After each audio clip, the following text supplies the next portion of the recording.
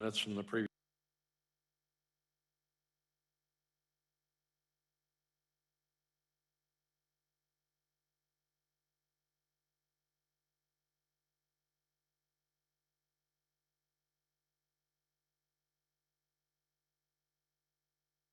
And carries unanimously. Thank you. Item 3 is public input. This is a time where members from the community can address the Plan Commission. Please begin by stating your name and address and limit your comments to 3 minutes. We do have several public hearings also, so this is for general input. If anyone would like to address the committee, now is the time.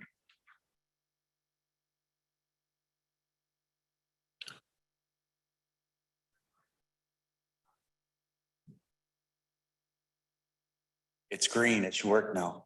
Good job. Chris Meyer, I live in Onalaska, Wisconsin on Madeira Lane, and I am here tonight representing Grandview Estates. There are 2 items on the agenda tonight. One is for Brian Miller, the request that's there. If there's any questions, I will be available to answer them. And then the other is our phase 1 and phase 2 plat for the rest of the addition that we are putting in. So I just wanted to make you aware that I am here if there's any questions or discussion. Thank you. Would anybody else like to address the Plan Commission this evening? Last call. Anyone wishing to address the Plan Commission? Okay, not seeing or hearing any, we'll continue on with consideration and possible action on the following items. Item 4 is a public hearing for a rezoning application to rezone 3 parcels of land from single-family residential R1 to medium-density residential R3 to allow for future development off Crestwood Lane on Alaska. These are tax parcel ID numbers 18-4485-5, 18-4485-6, and 18-4485-7. The applicants are Brian Miller and Grandview Estates. At this time, is there anybody who would like to speak in support of this rezoning application?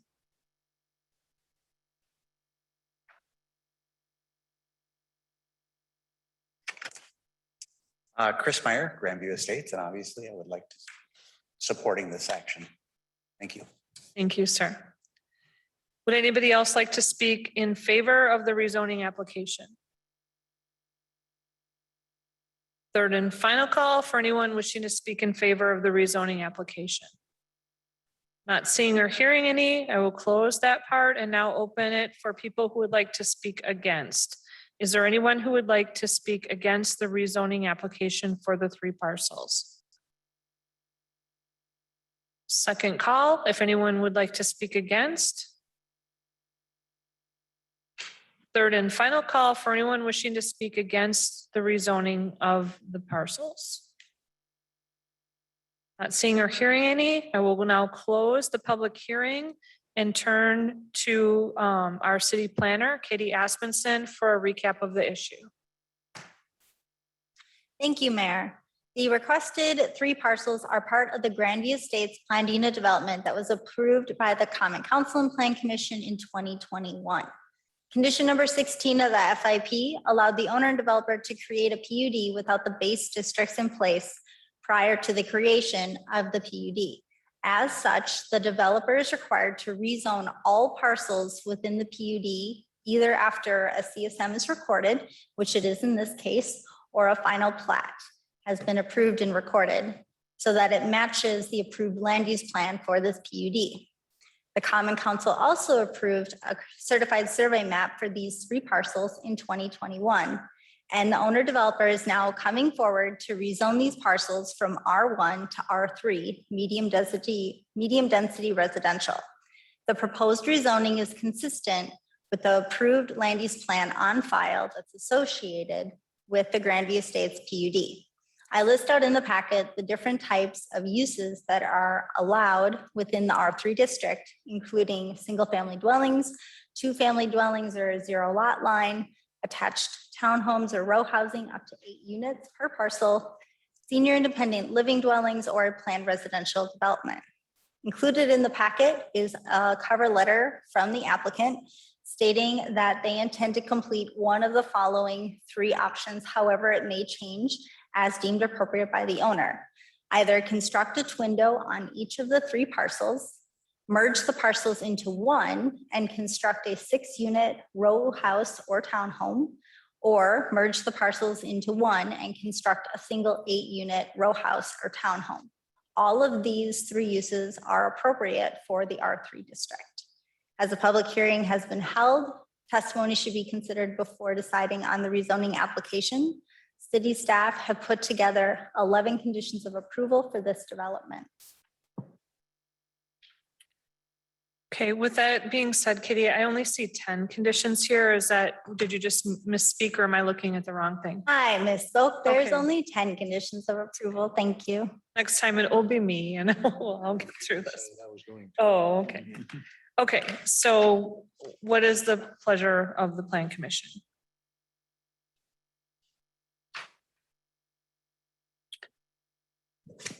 I'd make a motion to approve the rezoning request as outlined for parcels 1844-85-5, parcel 1844-85-6, and 1844-85-7 I'll second that.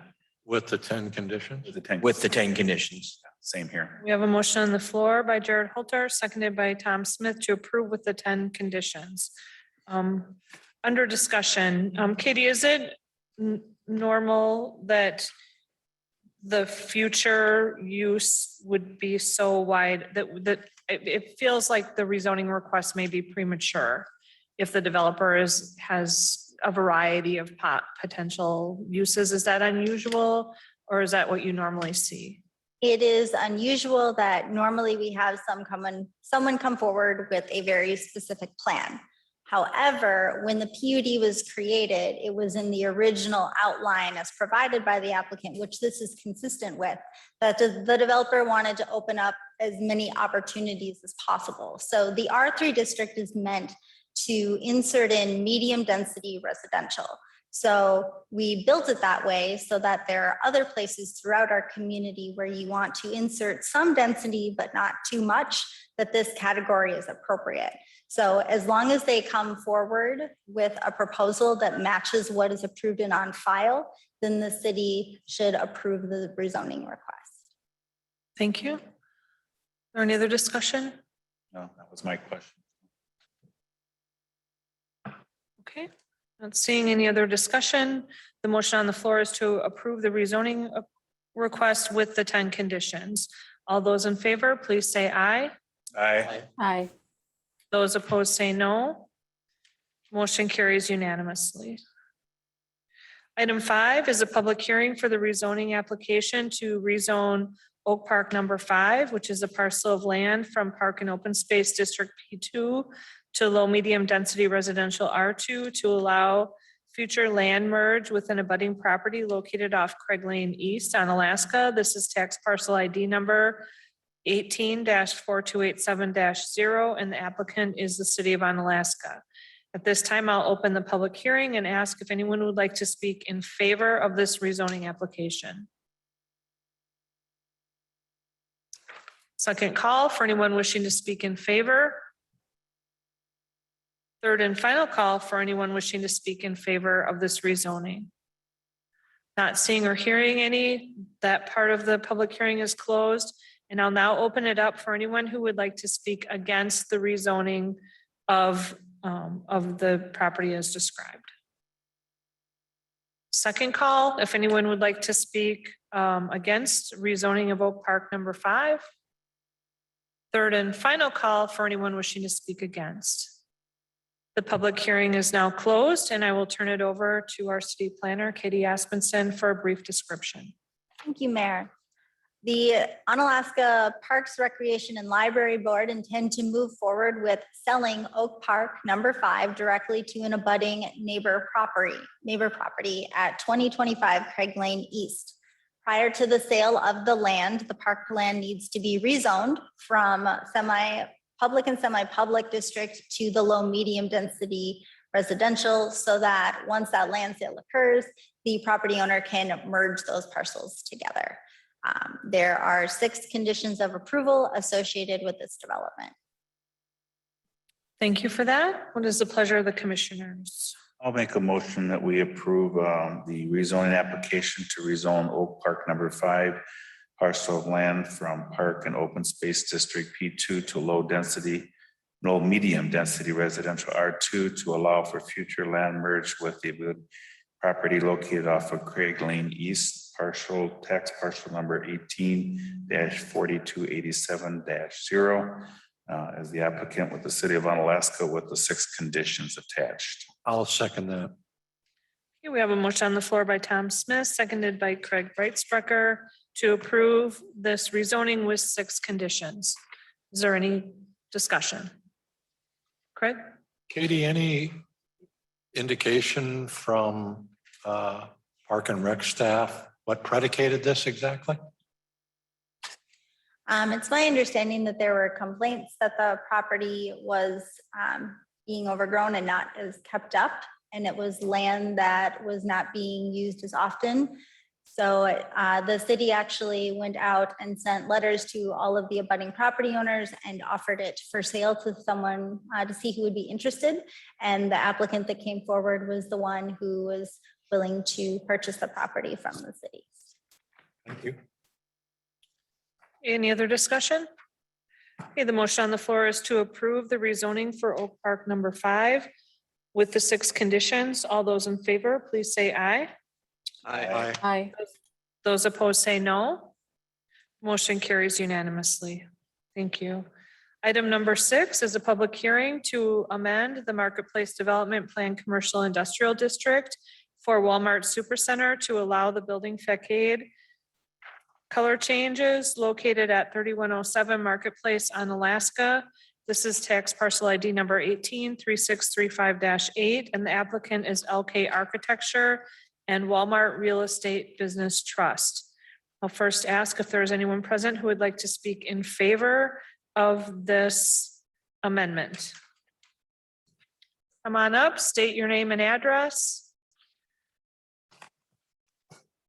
I'm Ed Wilson with LK Architecture. I represent Walmart. Thank in you. this. So anyway, I would like to speak in favor. All right. So anyway, the colors that we're putting on there, it's to update Walmart's brand. It's a nice, clean, crisp look. And it's not any sort of outlandish colors or anything. It's a palette of grays.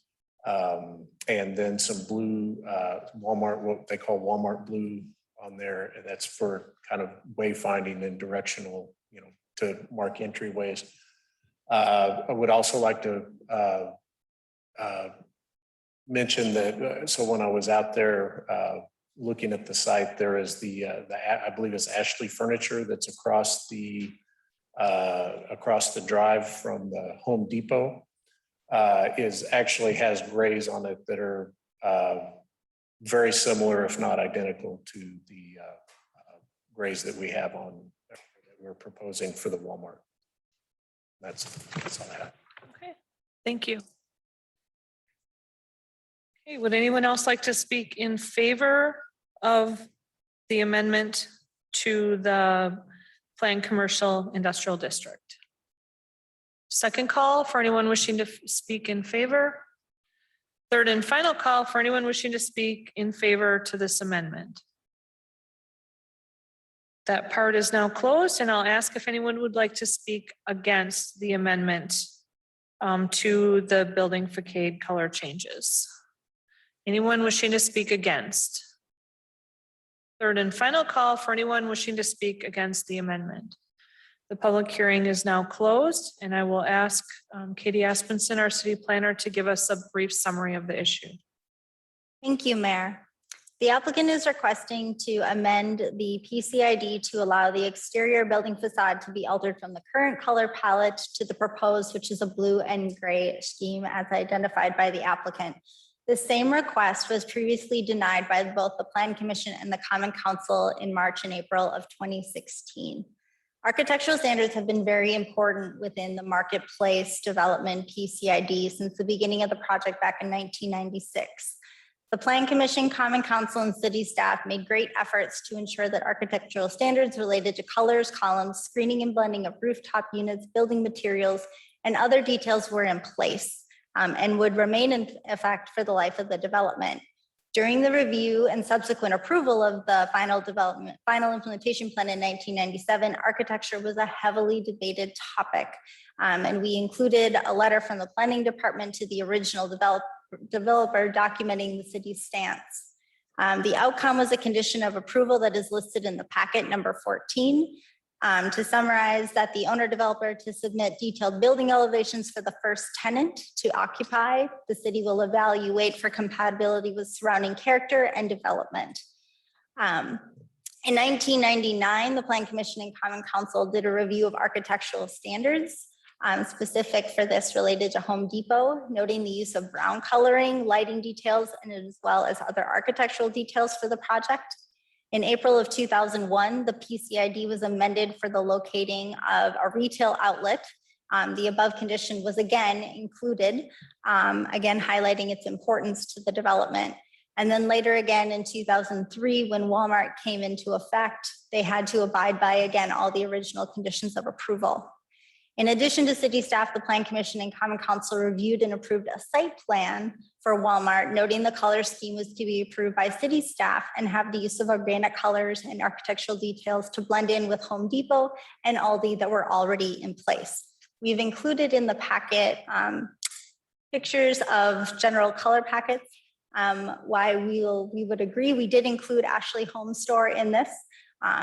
However, they also had the oranges and the creams that are located throughout the entire development. So city staff are not in support of this request. However, as a public hearing should be held, their testimony should be considered before acting on the application. Thank you. Thank you. Okay, I'll turn this matter over to the Plan Commission.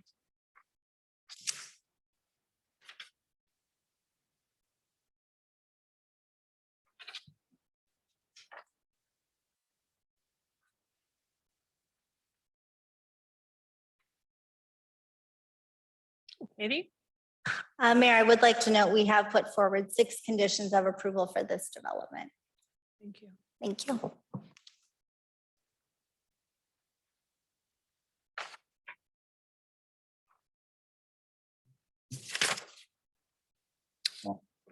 I'll make a motion that we amend the Marketplace Development Plan Commercial Industrial District for the Walmart Supercenter. Correct, yeah. Okay. To allow the building facade colors located at 3107 Marketplace on Alaska, Wisconsin. 54650, tax parcel number 18-3635-8, applicants KL Architect and Walmart Real Estate Business Trust with the 6 conditions attached. Thank you. I'll second that. We have a motion on the floor by Tom, seconded by Craig, to approve the amendment with the 6 conditions under discussion. Jared? Just going back to what staff had related for this project. I know when this, I was here when this development came in, and the architectural standards in this area at the Marketplace development were high standards. And as Katie has stated, the Aldi and the Home Depot were already in, had color schemes in this facility, had color schemes that were matching those, complementing those in the area. I do understand the applicant, wants to have their branding be the same between stores, but I think the development in general would probably be, if we allowed one to deviate, then where are we gonna stop or end with it? So I guess I go back to Katie and ask her, what has lapsed since 2003 that this has been brought forward? So to my knowledge, there have been no changes. The only PCID amendments in the last 10 years that have been approved for Walmart have been to allow increases in signage to be tied with how they brand their facility. But there has been no change related to the facade color. So if the motion on the floor were approved by the Plan Commission tonight, you would be allowing them to change it to the gray and blue scheme, varying from where they are today. Katie, can I follow up and ask, have any other of the businesses in that area, shopping area, whatever you want to refer to it as, have they changed their color scheme or anything? No, not at least since I've been here. Okay, thank you. Right? I've seen this color scheme implemented someplace else. To my eye, it's not that appealing. And I think, having been in that field myself, I think their change in branding on the building itself, they're expecting an awful lot out of that, but that's their decision to make. It concerns me that we're deviating from what has been traditionally, I think, really a shopping focus for this whole area. I'm not sure this is a positive change, and it could affect that whole area. Tom? Yeah, and I put this out, to do it because I wanted to get that discussion. I'm not in favor of it myself because I think it opens a can of worms with the rest of the area. I've seen the Walmarts around too, and the colors are not as inviting as the previous one. So, but I wanted to get it on the table for discussion. So that's why it is. But I agree with the planning department and that I think if we open that up, we're the next one, and we're losing where we wanted to start. So I will not be supporting it. Is there any other discussion? Okay, so the motion on the floor is to approve. So all those in favor, please say aye. Those opposed say no. No. No. The motion fails. Item 7, Grandview Estates final plot application containing 35 parcels and 7 outlots, a total of 31.98 acres to allow for a mixed-use development for the properties located along State Highway 16 on Alaska. These are tax parcel ID numbers 18-4483-501, 18-4485-4, and a portion of 18-4485-3. The applicant is Grandview Estates. Katie, could we have a summary of this item number 7? Thank you, Mayor.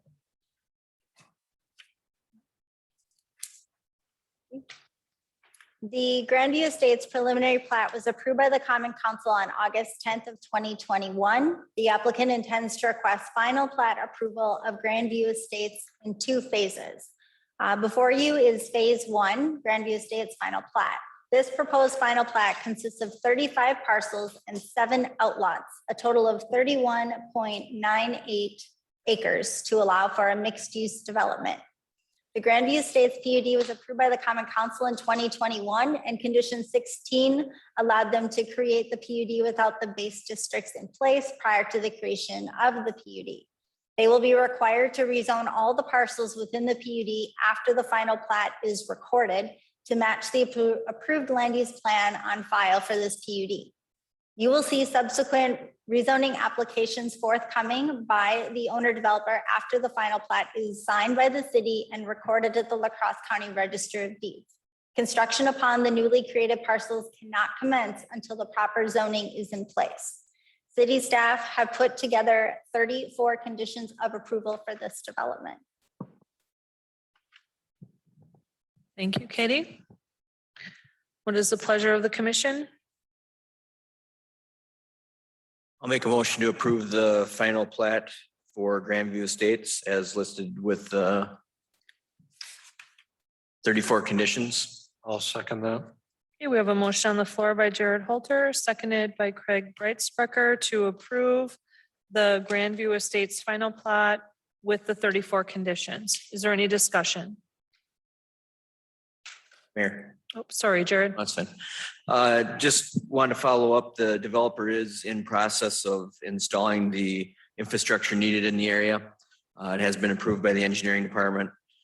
They are making progress, just as we have informed the developer and enlisted in the conditions.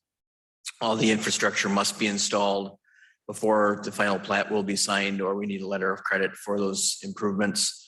And we've outlined that with the developer on what our expectations are. So just in case you're wondering about the final plat today, and if you've driven by there and see there's a lot of construction going on there, proceeding and in a timely fashion, and I think they'll get there on the timelines they're anticipating.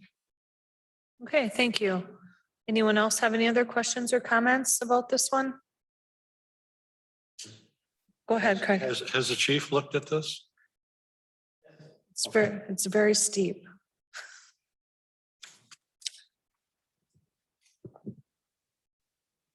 Any other questions, comments? All right, motion on the floor is to approve Grandview Estates final plot application with the 35 parcels and the 34 conditions. All those in favor, please say aye. Aye. Aye. Those opposed say no. Motion carries unanimously. Thank you.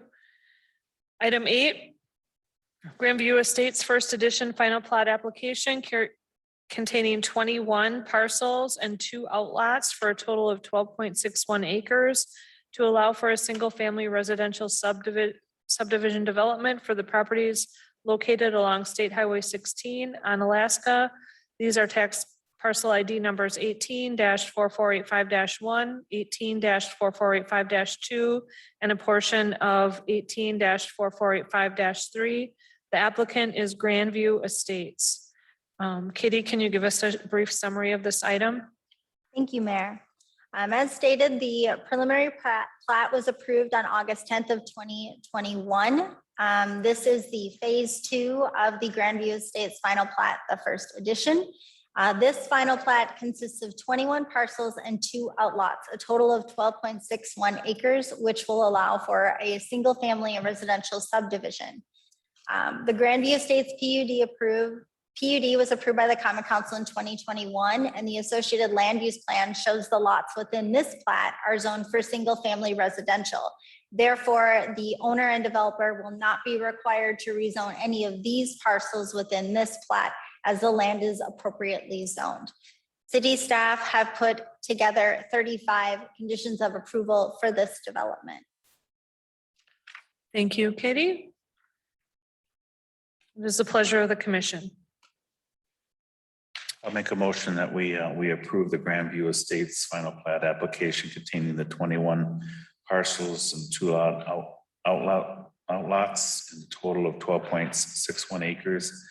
Create single-family residence subdivision development for property located along Highway 16 on Alaska, including tax parcels 18-4485-1, 18-4485-2, and all portions of 18-485-3 with the 35 conditions attached. I'll second that. Thank you. We have a motion on the floor by Tom Smith, seconded by Craig Breitsprecher, to approve the final plot with the 35 conditions. Is there any discussion?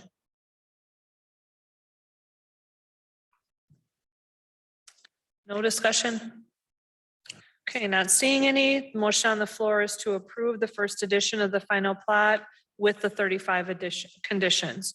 All those in favor, please say aye. Aye. Those opposed say no. Motion carries unanimously. Thank you. Item 9 is a discussion related to the downtown parking standards. Katie and team, turn it over to you.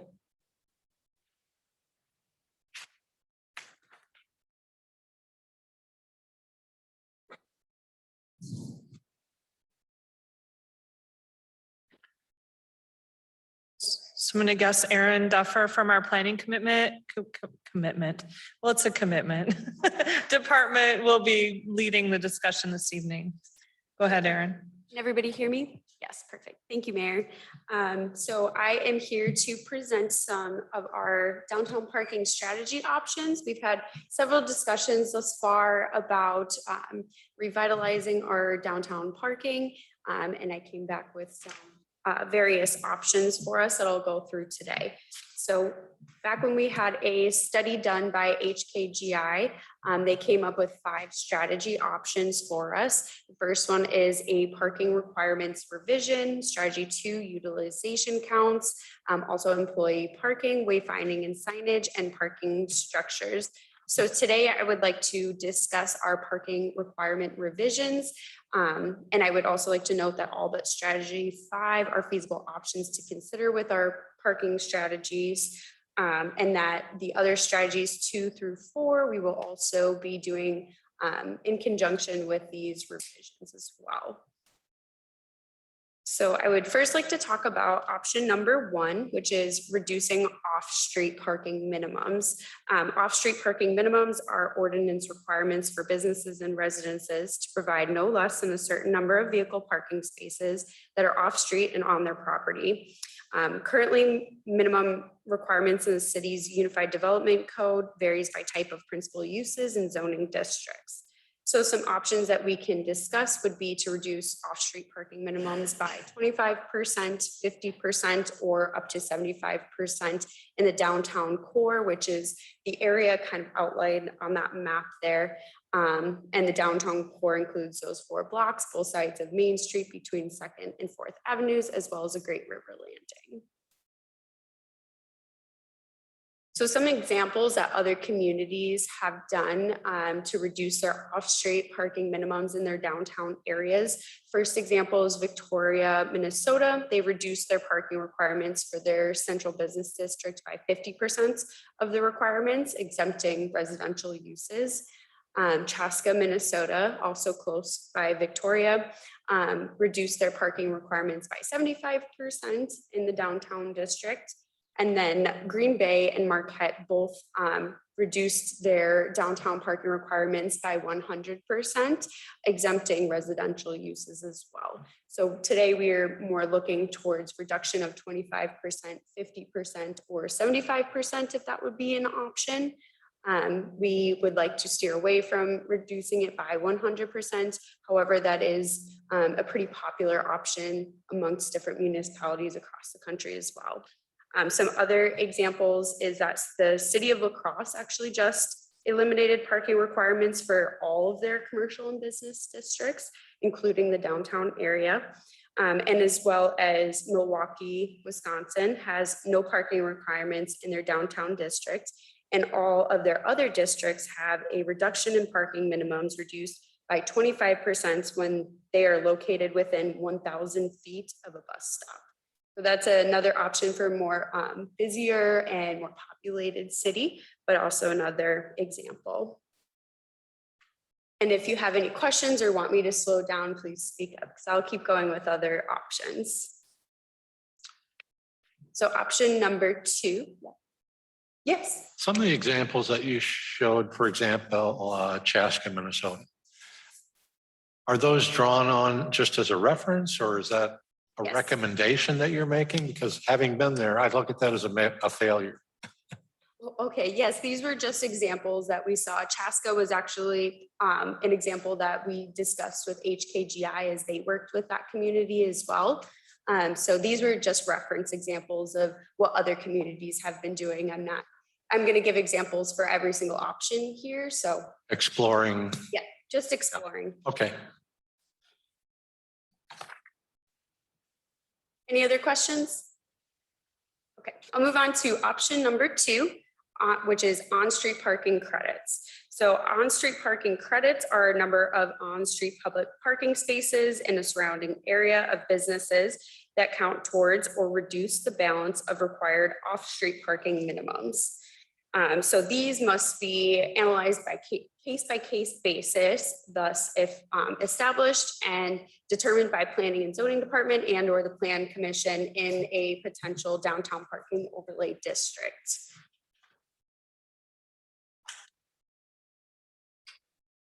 So two examples of some on-street parking credits of other communities would be Mound, Minnesota. They have a parking credits program that apply only to their central business districts and mixed use districts. And when the use is for retail, business, or professional offices, or by similar uses determined by their staff. Tumwater, Washington as well. They have minimum off-street parking requirements that when adjacent to public right-of-way on the same side of the street as the development, one stall for each lineal feet of abutting right-of-way can be reduced, exempting residential uses. So I will move on to option number 3, would be enforcing off-street parking maximums. So this would enforce and or create a new section in our UDC requiring parking maximums. And let me just give a quick definition of off-street parking maximums, which are similar to parking minimums, but require businesses and residences to provide no more than a certain number of vehicle parking spaces that are off-street and on their property. So again, this is similar, but the opposite of a minimum off-street requirement, setting a cap rather than, or a ceiling rather than a floor. So some examples of communities that have enforced off-street parking maximums is Mason City, Iowa. They have parking maximums instead of minimums for office and retail land uses, and all other non-residential land use parking maximums are reviewed and determined by staff on individual basis. Similarly, Conway, Arkansas, they have no parking requirements in their central business district, but all other land uses have parking maximums in place. Another example is Burlington, Vermont. They have minimum parking requirements reduced for their downtown and mixed-use districts, and parking maximums cannot be over 125% of the minimum requirements in these districts. Yep. I assume this is so we don't get a parking lot. We're trying to maximize our developable land and we're not trying to just have a large parking lot on a parcel. Somebody thinks they need 20 parking stalls and realize they only need 6 and something like that. Yep, that's correct. I think that's something unique, Jared, that's here that doesn't exist in some of these other places is we've got some geographical conditions that just limit what our options are, you know, on a larger scale anyhow. I mean, small things, yeah, you can probably do anything, but as business grows or activity grows, you become pretty constrained in what can and can't be done. Are there other questions before I move on to the 4th option? Okay, so the 4th option I have here is a combination of options. So I just used an example of Stevens Point, Wisconsin. In their city center and business district, they have 3 different things going on within their parking strategies. They have off-street parking minimums, they have off-street parking maximums, and they also have a credit program. Their credit program is based on adjacent locations of bus stops, provisions of structured parking, shared off-street parking lots, and tree preservation. So with their tree preservation, if they can provide a certain number of trees on their property, they're allowed to credit towards reducing the amount of the minimum requirement of off-street parking as well. So that's just an example of how you can couple some of these options together rather than setting them in silos and moving forward with having different varieties. So with that, we also have sub options too that can go along with any of the core options, which would be increasing wayfinding signage, promoting the downtown employee parking to park in the public lots, promote shared parking agreements with businesses downtown, and increase enforcement of existing 1 to 2 hour parking requirements. So in summary, we have the option number 1 is to reduce off-street parking minimums. Number 2 is on-street parking credits. Number 3, off-street parking maximums. And number 4, a combination of options. And these will couple with our sub options, which is to increase wayfinding signage, promote downtown employee parking in the public parking lots, promote off-street shared parking agreements between businesses, and increase enforcement of existing 1 to 2 hour parking requirements. So today we ask you to select a preferred option or options, and direct staff to draft a text amendment to the UDC regarding parking reductions. Thank you. So before we do that, can you tell us, like, first from a staff perspective, what you see as the advantages and disadvantages of these different, for our specific situation? I think that there would be an advantage with every single option here. That's why we selected these 4 options. The disadvantage would be that the existing businesses there have already so much parking that they had to require, and it was a disadvantage from them previously. So we want to incentivize more development in the downtown. I do believe that we have an ample amount of parking downtown, and we are proving to show that with surveying our downtown parking and on-street and off-street parking. And we're continuing to do that as well in different seasons and different months to see what our utilization is currently. So that's why we selected these 4. There's very, very different options that multiple cities across the entire United States is reducing their minimum requirements for and maximum requirements for off-street parking. So these were the 4 that we thought would fit best in our community. Okay, I do like the idea of creating the downtown parking overlay district and having a different set of rules for the downtown area than the rest of the community. But I'm not a big fan of creating, like, having a system that creates a lot of staff work, which it seems like some of these do. So that's just kind of my right off the top. Katie, and then we'll come back to Craig. Thank you, Mayor. So that is in the staff report, we have just the basic definitions of each one of these options. Within the city, when we were redoing the UDC, we had the opportunity to decide between, do we want to work with parking minimums or do we want to work with parking maximums? Very seldom have we had a person or a developer that did not ever meet just the bare minimum. Almost everybody always wanted to have more parking.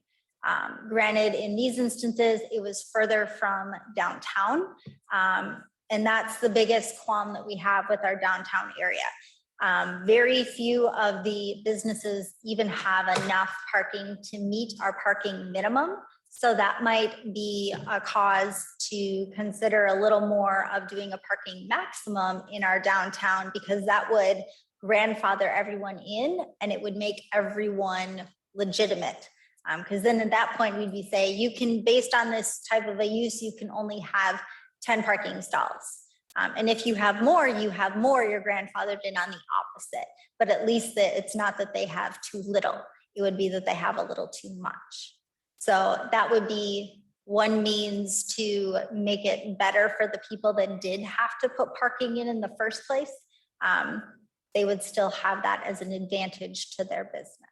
I think it's going to require some flexibility, Katie, but one of the things that Kim mentioned was, one of the things I noticed in here for Mason City, determined by staff on an individual basis. That looks like a big problem to me. I would definitely not go there, but I think it's going to incorporate, is there such a thing as having parking zones beyond the downtown corridor? So that would be where you could essentially just take our current parking table that we have. So someone calls us and they say, I want to do a retail, how much parking do I need? So we already have that today. Okay. So what we would have to do to make it be holistic for the entire city and not just look at our downtown core, if we didn't like the minimums, is we would just go back into that table and we would flip it and say, these are the maximum amount of parking stalls that you can have. Might it be simpler and just as effective to maybe start looking at that first? Jared, in your review of site plans over the last number of years, have you ever seen people, other than in our big box retail where we just recently changed, that we're requiring too much parking at any one place? I think over the last 20 years, the obviously transportation is altered a little bit here. The parking in the big box areas was overparked except for, Black Friday, day after Thanksgiving. So I guess I haven't really seen any of these smaller sites be overparked, in my opinion. I think if you're going to dictate a maximum number of stalls, in my opinion, you got to have a sound reason on why you're going to do it. I understand there's also benefits, there's like one of the point out tree preservation, less stormwater, there's environmental impacts, trying to get people to use other modes of transportation, things like that. But I think in our community, you would find if you had a maximum number of parking stalls that was very strict, it would have pushback, I think, in my opinion. It's like, Well, you're asking for a lot. So the goal of tonight's discussion was to just give us feedback. Do you like any of these? It's not our intention to necessarily at the next meeting have a public hearing and decide and act immediately. It was more so to look at some of these options and give staff direction. We'd like to explore more related to parking maximums. And then we just focus on that or something of that regard, or do the parking overlay as you had discussed. So we already have in place our downtown planned unit development. So we have an overlay that in theory, we could just amend that district and specifically call out parking. So I know that you noted the part about giving staff the ability to review it on a case-by-case basis. It would take time and more time than what we would want to do. However, when we commissioned HKGI to do the study, they gave us a tool that basically where we enter in the base numbers in terms of an overall square footage, and it just pops out how much parking is needed. So they actually did all the work for us. So in that instance, if it was to be determined by staff, that would be where an example would be the Masonic Temple that has recently sold. That particular building has no parking. So any parking for that, they have to come up with it. So if we look at our code based on it, there are between a variety of uses, they would have to provide between 2 to 20 parking stalls on our current code.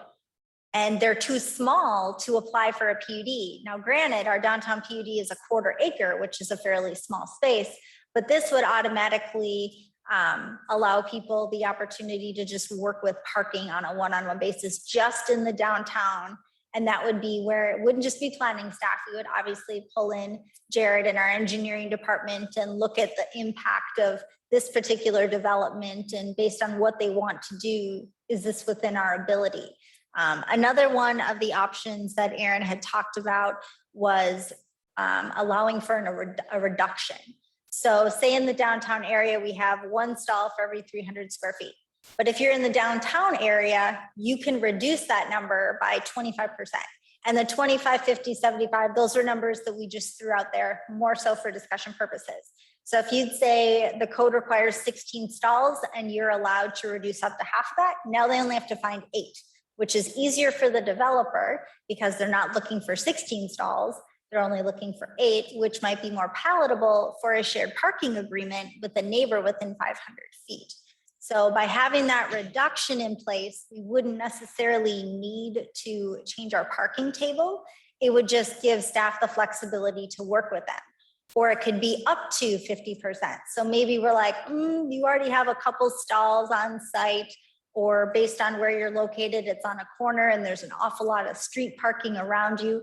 Do we want to let people utilize on-street parking to count towards their parking lot? That's a big question that we get repeatedly. Can I count the stalls in front of my business?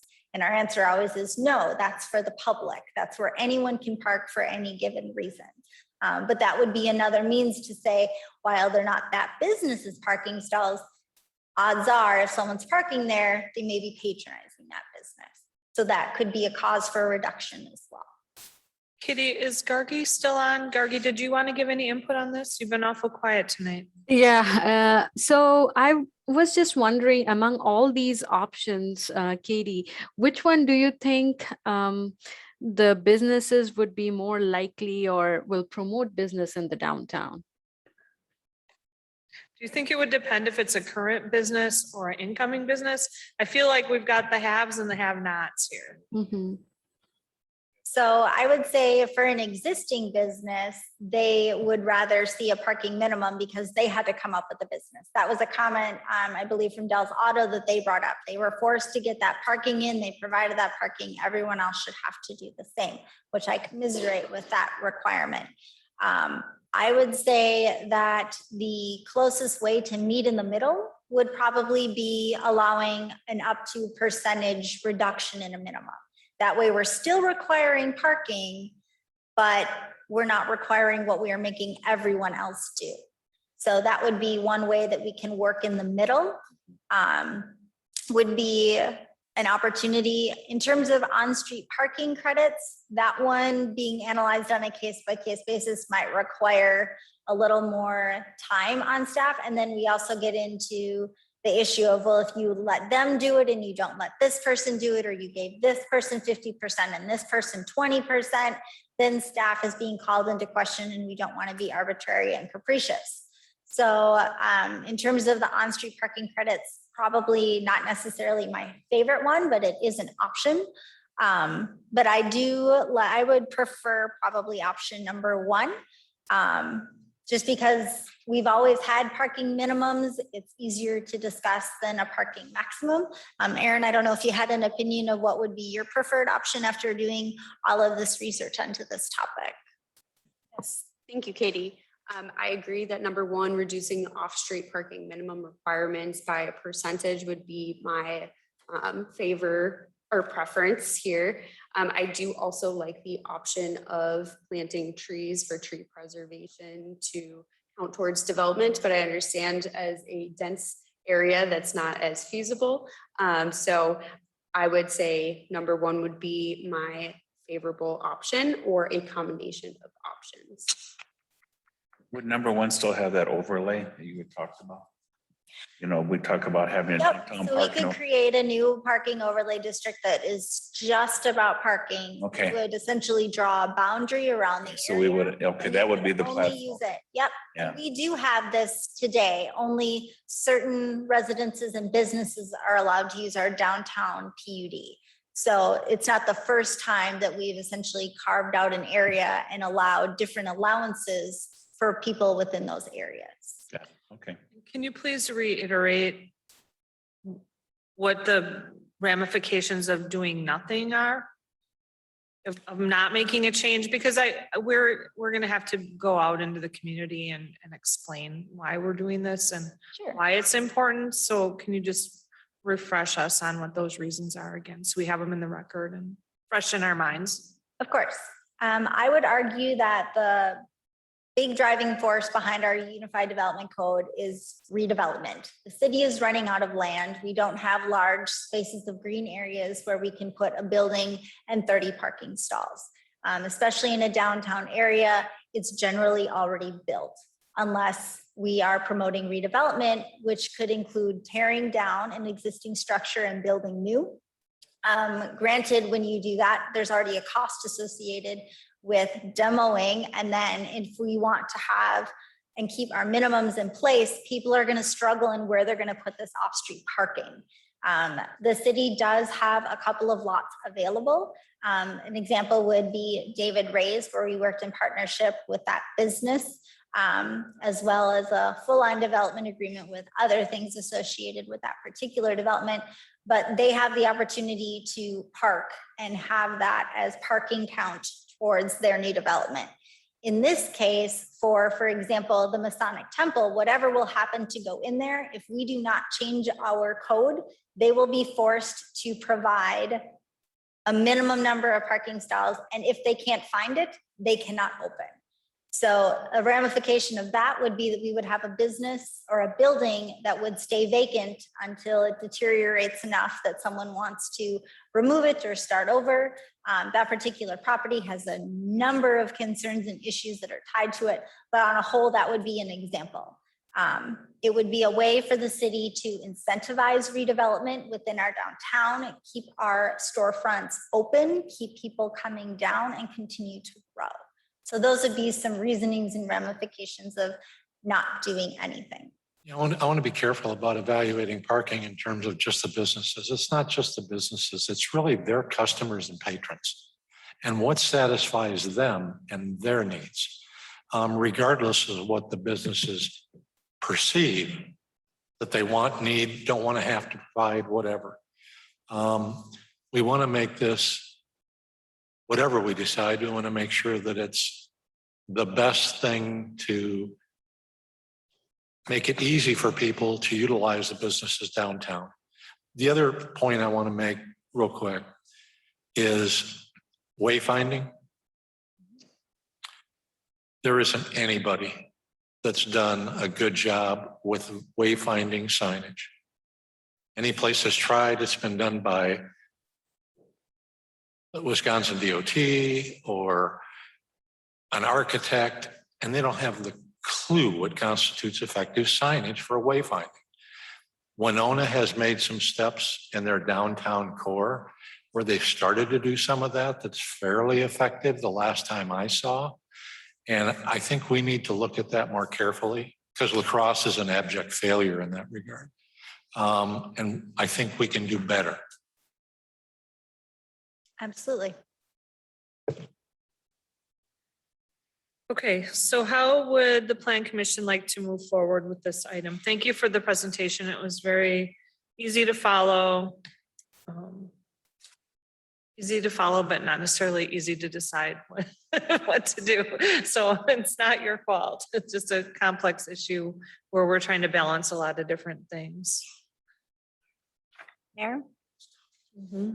Yes, ma'am. I would also like to note that we are in the first week of August going to perform another downtown parking survey.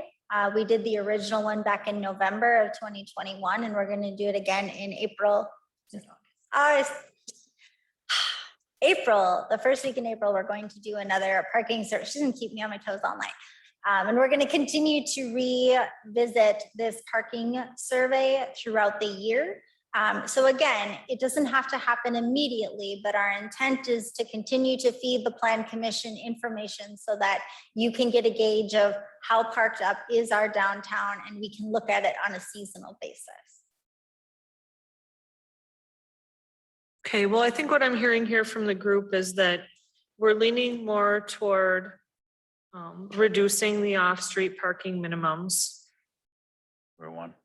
using the downtown parking overlay district and maybe amending it. I think it's important to keep that aspect in place, and we'll amend that as necessary. Sure. But I'm feeling like, you know, due to our reservations or whatever, that what I'm kind of envisioning what the likelihood if we started out with just a 25% with the idea that, you know, over time, we would maybe gradually increase that, you know, time like years. Or do it if we can do that. So I will have Aaron work on drafting up some language for the next Plan Commission meeting, and it'll be discussion and possible action to direct staff to have a public hearing.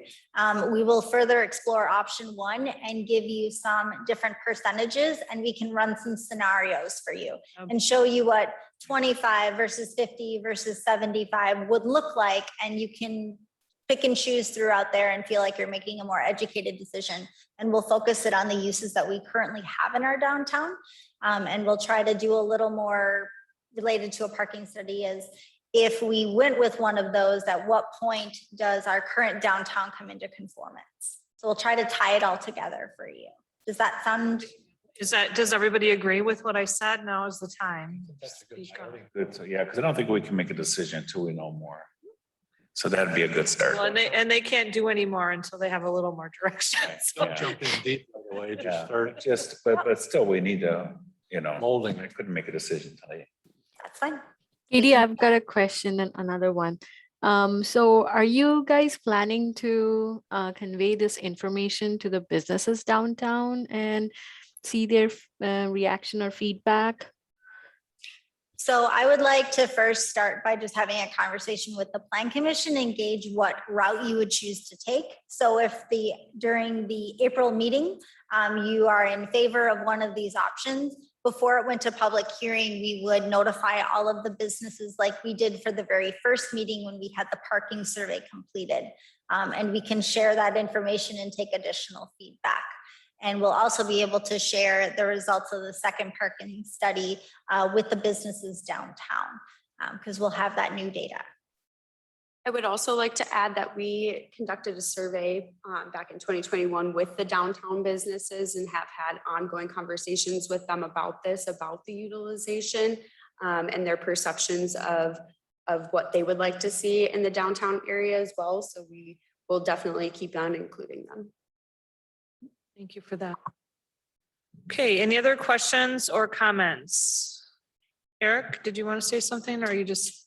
Yes, before you adjourn, item number 6 on the agenda, Yes. public hearing for the PCID with Walmart. The motion was made but denied by vote. We would ask that we'd create a positive denial, motion to deny. The council is the final arbiter of the PCID, so I need a positive motion for council to take action on. Okay.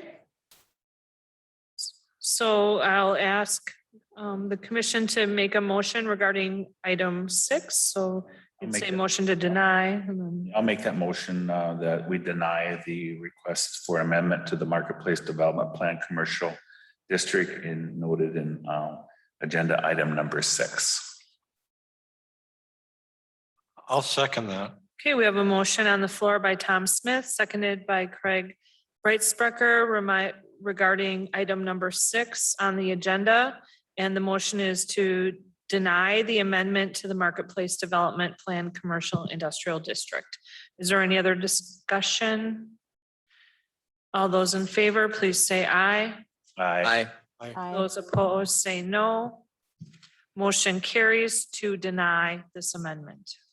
Thank you for that clarification, Eric. That gets confusing for us otherwise. Okay, any other business? Item 10, adjournment. I would make a motion that we adjourn at this time. I'll second. Motion by Craig, seconded by Tom to adjourn. All those in favor, please say aye. Aye. Those opposed, we are adjourned. The time is 8:01. Katie, can we hang on to these? Yours. Good job.